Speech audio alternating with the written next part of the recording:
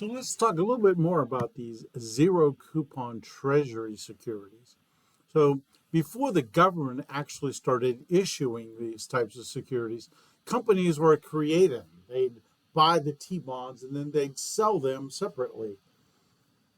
So Merrill Lynch created what they called tigers. Salomon Brothers were cats. Other companies just called them treasury receipts. But again, these strips are zero coupon treasury securities. They don't pay periodic interest, but they're paid at a deep discount and mature at face value. And they're often used in retirement accounts or some other kind of strategy so you can get very predictable cash flows in the future. Another type of security is called a tip. So tips are a bond whose principal is indexed to the inflationary gauge.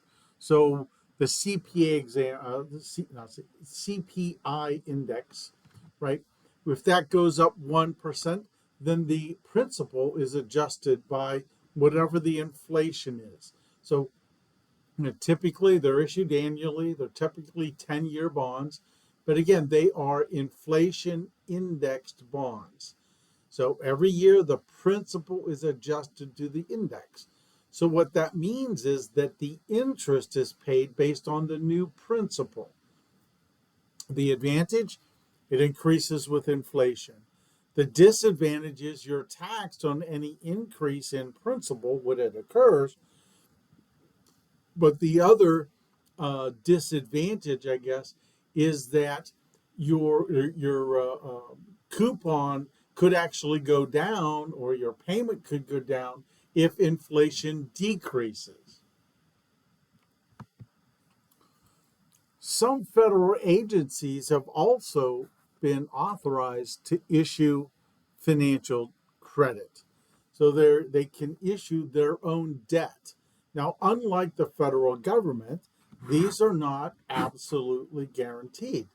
Now, it's unlikely that the federal government would permit their agency to default on their debt, but this is debt nonetheless issued by, in quotes, the federal government. So there are entities, there are banks that offer these things. Some of them offer some Farm Credit Act loans. The Student Loan Marketing Association is another organization that works on student loans to help improve student loan liquidity. Another organization is called Ginnie Mae. It's an agency of the Housing and Urban Development Department. It's called Ginnie Mae for short. What they do is they buy FHA mortgages. So let's think about how this might work. This is what's referred to as securitized debt. So banks can only lend a certain percentage of their reserves. So if they lend out, let's say they can lend out 75%, or they have to keep 25% in the vault. What happens if they have more loans than they have the reserves?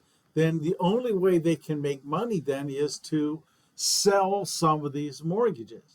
So they sell their mortgages to these agencies or companies.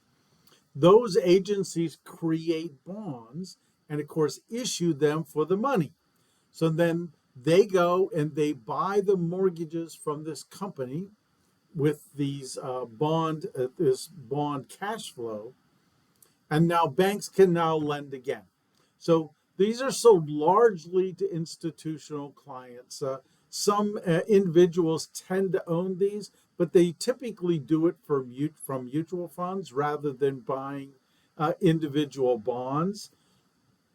If you have one of these Ginnie Mae securities, mortgage payments of interest and principal are obviously paid in a mortgage, and that's how you receive your money. Every month, you will receive payouts in the form of return of principal and interest as far as your income from this particular kind of security. So there are three basic agencies that deal with mortgages. Ginnie Mae is the government national mortgage association, again, tied directly to the government. There's also something called Fannie Mae, the Federal National Mortgage Association. Now, that is not tied to the government per se, it is a separate corporation, but it does the same thing. And Freddie Mac works primarily with the farming industry world. So they work with ranchers, etc., on the mortgages for farms. State and local governments obviously also borrow money. So they have issued this to pay for schools, for roads, etc. Again, how these things are paid off is either through revenue or through increased taxes. So if you look at every time election time comes around, school boards will offer a new millage, right? They want to offer debt. It could be new millage. Now that new millage could be brand new debt, right? Increased taxes, or they could tell you this is just a replacement fund. So they're going to take that money to pay off the old debt, then they'll be making payments on this new debt. Now, interest received is not taxed by the federal government. This allows state and local governments to raise money at a lower interest rate. So in this case, if we say, look, if it's 7.6% tax exempt, that's I sub M, that is equal to 10% in the corporate world. So if you look at our formula, we can either solve for IC, the corporate equivalent, or the municipal equivalent. So if 7.6, that is equal to 10% times 1 minus 2.4, 10% times 0.76, that's our 76%. So if you were looking at a corporate bond that had the exact same risk level, let's say they were both triple B rated bonds, if the corporate debt offered 10%, and if the municipal bond offered 7.6%, you would be indifferent as to which one you would want. Because in the corporate debt, you would pay taxes and net 7.6%. On the municipal side, you wouldn't pay federal taxes. So again, you would have this net of 7.6% for them. Now, what happens if you buy municipal bonds from your own state? There's something called triple tax exempt issues. So there's no federal, state, or local taxes. Again, you only pay taxes to the entity that issues government debt. If you buy a treasury bond issued by the federal government, you pay federal taxes, no state and local taxes. If you buy a municipal bond, you don't pay federal taxes, but you do pay state and local unless you buy the bonds from your state of residence, in which case there's no taxation. So what's the advantage to this? Well, the advantage is that you don't have the tax burden. The challenge is, because that's a big benefit, they also have lower returns. They are also not necessarily risk-free. So they're riskier than treasury bonds, but they have lower returns because of this low taxation piece.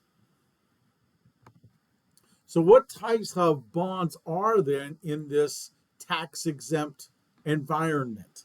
Well, there are four basic types here. A general obligation bond is secured by the taxing power. Basically, it's to run operations. So a school board or maybe a county could offer these general obligation bonds so they can run the government.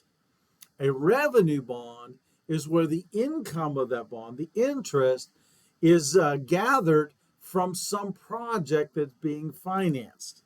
In the Cincinnati area, several of our stadiums were financed with revenue bonds. So the revenues gathered from the stadium are used to pay the revenues. We also have what are referred to as certificates of participation. The investor is buying future lease revenues from a project. Okay, these typically are not listed as debt for the government entity, but they are a form of tax exempt securities.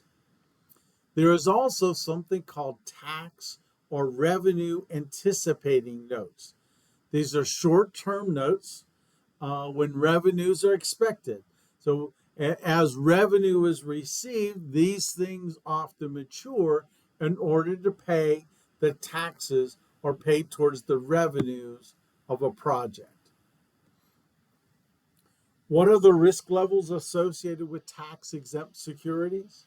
There are several risks. Obviously, interest rate risk. It's a little bit higher because these bonds might be a little bit more sensitive. But again, interest rates. When interest rates go up, bond prices go down. Default risk is very important here. While it is infrequent, it is possible. Now, some companies will actually buy insurance. So even though the entity, for instance, the county, even though it can't print money, the debt is not risk free. If they buy insurance that guarantees payment, they essentially have made it risk free. So these local governments that are risky, by buying this insurance, they can offer what essentially is AAA rated debt, very low risk debt, because now the insurance company will pay should they default on any of their debt. I'm sure you're aware that there is foreign government debt. Certainly, foreign governments issue debt. So, what kind of debt, what kinds of risks can be added? Well, any international risk is now part of this. So, it's very rare that they default, but it has occurred. Greece defaulted on its debt in just as recently as 2015. So, the additional um, uncertainties of foreign governments adds another layer of risk to this type of government debt securities. Most of the time, these government securities are purchased by individuals through investment companies, mutual funds, ETFs. Basically, it's just because of the lack of marketability for the individual securities. There's also not a lot of information usually about the entity. So again, this is just it's an easier, better diversification methodology. There's more convenient reinvestment opportunities when you purchase these types of securities through mutual funds. So investment companies can even specialize in these types of debt, not just government debt, but any kind of debt. They can offer short-term government debt. They can offer short-term corporate debt, right? So all of these different time frames, all these different types of risk, they can all be different types of bond funds that you can purchase. So again, quite frankly, investors in states that have high state income tax, they might want tax exempt funds, but they'll only buy those from their own state because their own state will waive the taxes for that state. Again, thanks for listening to the video. That's the end of talking about government bonds.